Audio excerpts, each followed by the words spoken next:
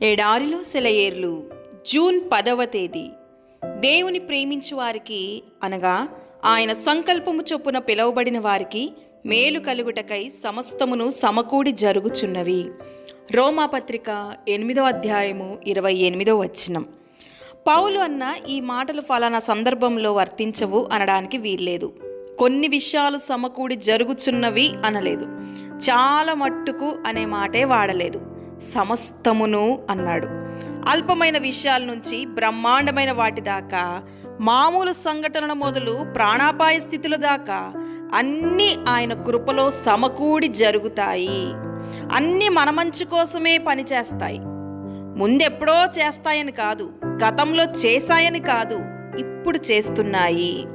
ఆయన చేసే ప్రతి పనిని కోట్లాది స్వరాలు శ్లాఘిస్తూ ఉంటాయి. నీ తీర్పులు గంభీరమైనవి. ఆయన శ్రేష్టమైన నిర్ణయాలు నెరవేరుతూ ఉంటే నిలిచి చూస్తున్న దేవదూతలు చేతులు జోడించి, యెహోవా తన మార్గములన్నిటిలో నీతిగలవాడు, తన క్రియలన్నిటిలో కృపచూపువాడు. కీర్తనల గ్రంథము 145వ అధ్యాయము 17వ వచనం. ఇలా అంటూ ప్రశంసిస్తూ ఉంటారు. అన్ని విషయాలు సమకూడి జరుగుతాయి. అది చాలా ఆశీర్వాదకరమైన కలయిక. ఎన్నెన్నో రంగులు వాటంతట అవే కంటికింపుగా లేకపోయినా వాటిని ఇతర రంగులతో కలపగలిగితే అందాన్ని ఇస్తాయి. వివిధ రకాల సంగీత స్వరాలు, అపస్వరాలు, అపశృతులు కూడా గీతంగా కలిపితే మధుర సంగీతం అవుతుంది. ఎన్నెన్నో చక్రాలు, బోల్టులు కలిస్తేనే గాని యంత్రం తయారు కాదు. ఒక దారాన్ని విడిగా తీసుకోండి, ఒక నాదాన్ని, ఒక చక్రాన్ని, ఒక రంగుని తీసుకోండి, వాటిలో అందం కానీ ఉపయోగం కానీ కనపడదు. కానీ వాటిని మిగతా వాటితో కలపండి. స్వరాలను ఇతర స్వరాలతో, ఇనుప వస్తువుని ఇతర ఉక్కు పరికరాలతో జోడించండి. ఫలితం ఎంత సౌష్ఠవం నిండి ఉంటుందో చూడండి. విశ్వాసానికి ఇదే పాఠం. ఇప్పుడు నీకు తెలియకుండా దాగి ఉన్నవన్నీ ఇక మీదట నీకు తెలుస్తాయి.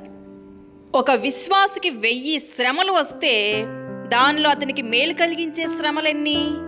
500 కాదు, 999 ప్లస్ 1 మేలుకే దేవుడు ఉద్దేశించెను.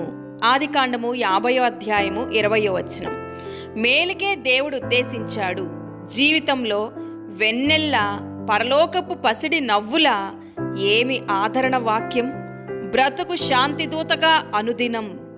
దయలేని అన్నలు యోసేపును అమ్మినది అర్థం లేని అసూయ కార్యం కాదది.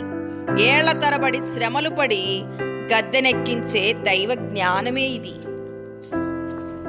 లోకమంతా సంచరించే ఆ కన్ను కరువుని కనిపెట్టింది ముందుగానే. చెరసాలలో గడిపిన నిరాశ దినాలు అవి సార్థకమయ్యాయి త్వరలోనే. ఖైదీకంతా అగమ్య గోచరం, హృదయంలో పేరుకున్న నిరాశ, వర్తమానపు అర్థనాదమే గింగురుమంది. జరుగుతున్నదేమిటో తెలుసా ధన్యజీవికి? ఆ చీకటి సంవత్సరాల్లో విశ్వాసం మాత్రం ఆరిపోలేదు. దేవునిపై అతని నమ్మిక చేసింది అతన్ని వేవేల మందికి దిక్కు. మీరు కాదు నన్నిక్కడికి పంపింది, దేవుడే పంపాడు మంచి చెయ్యాలని. వేరే కారణం లేదు స్తుతించడానికి. సరైన కారణం ఇది. దేవుడు ప్రతీది ఉద్దేశిస్తాడు మంచికే. నాటి యోసేపు దేవుడే నేడు మన దేవుడు. శ్రమలను అడ్డుపెట్టడు, ఇడుముల ద్వారా ఇస్తాడు విమోచన. ఆదిలోనే అంతాన్ని చూస్తాడు. ప్రేమతో నీలో ఒక ప్రయోజనం చూస్తాడు. ఆయన చేతిలో చెయ్యి కలిపి సాగిపో. కృపా ఐశ్వర్యాలు నీ కంటబడే వరకు. మహిమ సదనం చేరిన వేళ, నడిచొచ్చిన దారంతా కనబడిన వేళ, నడిపించిన తీరు తలచి నిత్యం ఆ ప్రేమని కొనియాడు. దేవుడి మాటలను దీవించునుగాక. ఆమేన్.